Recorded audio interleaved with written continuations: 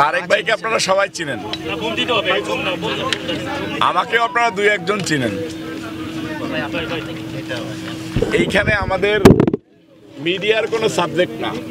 আমি পার্সোনালি আমার ব্যক্তিগতভাবে আসছি এইখানে যে আমরা দীর্ঘ 17 বছর যাবৎ যে লড়াই সংগ্রাম করছি, সেই লড়াই সংগ্রামের ভিতরে তারেক একজন রাজপথের সংগ্রামী যোদ্ধা, যে কখনো আপনার স্বৈরাচার হাসিনার পেটোয়া বাহিনীর পুলিশের গুলিকে তোয়াক্কা করে নাই, মানে মারা যাইতে পারে সেটা কখনো চিন্তাও করে নাই, পরিবার পরিজনের কথা কখনো ভাবে নাই।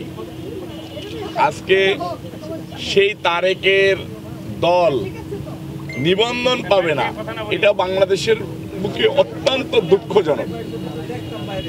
অনেক দল আছে যাদের স্বামী স্ত্রীর দল, সেই দলও এদেশে নিবন্ধন পাইছে। তারেকের পরে দল গঠন করে অনেক দল নিবন্ধন পাইছে, কিন্তু তারেক দল পাবে না, এটা খুবই দুঃখজনক।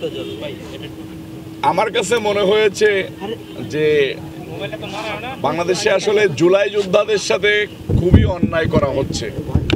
কিছু কিছু লোক আছে জুলাই বিক্রি করে নিজেদের আখের গুছাই নিচ্ছে, বড় বড় বাড়ি বানাচ্ছে, বড় বড় ফ্ল্যাট করতেছে,